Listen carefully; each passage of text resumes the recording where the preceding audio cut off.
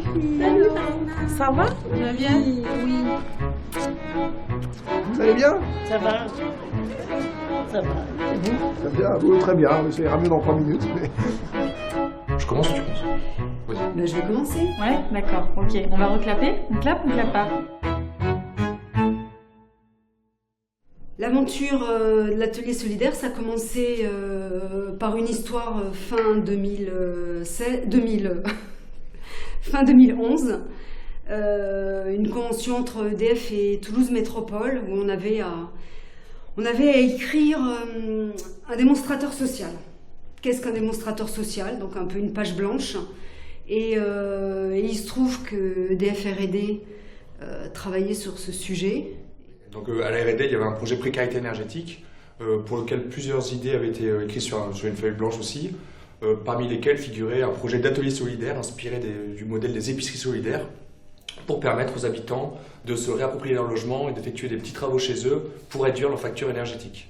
Au-delà du fait que ça réponde aux objectifs du plan climat sur les économies d'énergie, la lutte contre la précarité énergétique, c'est un projet qui a été réellement co-construit avec les habitants et les acteurs du territoire du quartier d'Ampalo. Donc même si le projet est à l'initiative d'institutions comme EDF et la mairie de Toulouse, voilà, les habitants s'approprient ce projet-là. Parce que le but est quand même qu'après, l'atelier soit entièrement géré par des habitants du quartier, tu vois.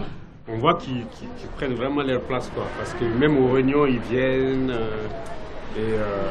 Ça, c'est quand même très important. Ils ont senti en fait que ce projet il était pour eux et que la meilleure façon pour que ça leur corresponde, c'était qu'ils s'impliquent, qu'ils donnent leurs avis pour que ça corresponde au maximum à leurs besoins.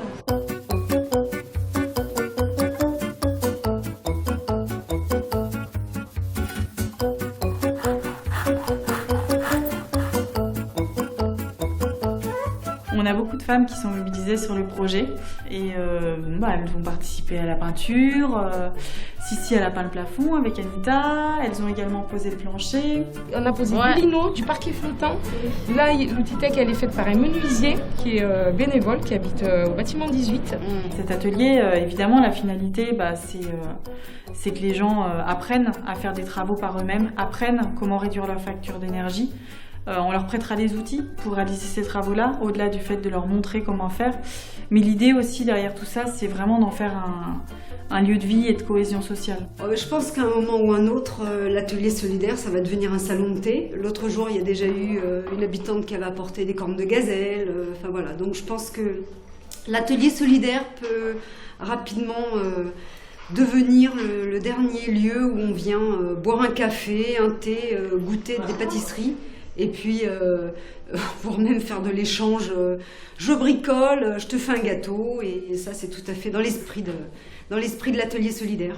Mais moi je trouve que EDF, ils ont une super idée parce que même les locataires disent qu'on aurait dû même faire ça depuis bien avant. Donc on dit merci à EDF d'avoir lancé le projet, puis beaucoup de partenaires sont venus se rajouter, plus les locataires, et voilà, se rajouter à ce beau projet.